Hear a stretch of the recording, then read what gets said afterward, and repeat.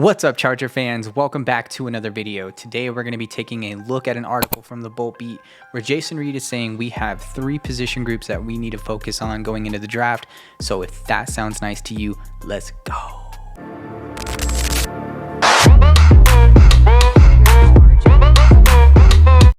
All right, let's get into this. 3 Charger roster holes that still must be filled after signing Tyler Conklin.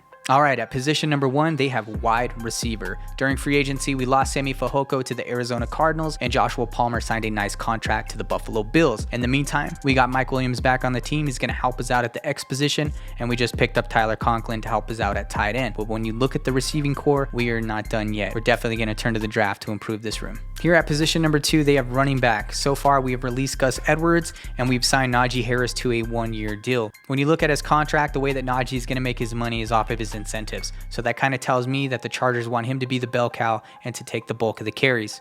I think that puts the writing on the wall as far as JK coming back to Los Angeles. I don't think it's very likely. I think Kamani Vidal has a place in this room, but I don't know if it's going to be the role as running back too. So to the draft we go. And here at position number 3, we have edge rusher. During free agency, we signed Khalil Mack to a 1-year, $18 million contract. I think that was a great move. I'm happy that we re-signed him, but I think it's an imperative thing that we look at the draft and we start thinking about our future and solidifying our defensive line. All right, Charger fans, let's take a look over here at PFF and let's tackle wide receiver, running back, and the edge position.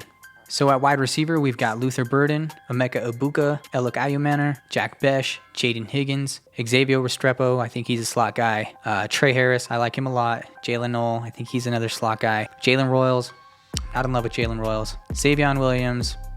All right, so I think that kind of concludes who we see at the top of the list at wide receiver. Here at running back, we got Omarion Hampton at the top of the list, Cam Skattebo, Quinshon Judkins, Dylan Sampson, Caleb Johnson, Travion Henderson, RJ Harvey, you get it. There's a lot of depth there. And at the edge position, we got James Pierce Jr., Nick Scorton, Landon Jackson, Princely, Braden Swinson, JT, Jack Sawyer, Kyle Kennard, you get it. All right, for me, I think we're looking at best player available when we look at the 3 position groups here. I got James Pierce Jr. as the number 2 ranked edge player at the position. And then I have Nick Scorton ranked 5th at the edge player position. I got him just above Donovan Ezaraku. I think both guys are great players. There are some serious character concerns about James Pierce Jr., but the upside you get with this guy can't be beat. So my selection here is going to be James Pierce Jr. All right, 2 position groups left. We got wide receiver and running back. So let's take a look at the board. We got Jaden Higgins, Xavier Restrepo, Dylan Sampson, Travion Henderson, Trey Harris, RJ Harvey. For me, this is really easy. I know a lot of you like Jaden Higgins, and he looks like he could be a really good boundary receiver. But for me, when I look at the running back position, Travion Henderson can pass pro. He's a good receiving running back. I think that that's a perfect 1-2 punch to pair with Najee Harris. So Travion Henderson, hands down, is going to be my second pick here. All right, so that leaves us with the wide receiver position. We got Jalen Knoll, Jalen Royals, Savion Williams, Tez Johnson, Isaiah Bond, Torrey Horton, Pat Bryant, Kobe Hudson, Kyle Williams, Ty Felton. Out of these players, my favorite wide receiver is Kyle Williams, but he's basically a slot receiver. I'm not sure how much success he would have on the boundary, so I'm not going to take him here. And this does kind of stink because we want more of an outside threat to add at our receiver room. I could see the case here for Torrey Horton. I think that makes a lot of sense as far as getting a big guy on the outside. But I have my reservations for Horton. And I think when it comes to Jalen Knoll, you can't really miss. I think this is a small guy who does a lot of things very well. But again, he's a small guy. We already have that. And I know that there are so many of you who love Jalen Royals, and that's exactly who you'd want here. But on the behalf of myself, I fall asleep watching that dude's film. I think he does a lot of good things. To me, he's just a better Joshua Palmer with a little bit better of release. I just don't like him. I don't want to put that much stock into Jalen Royals on this team.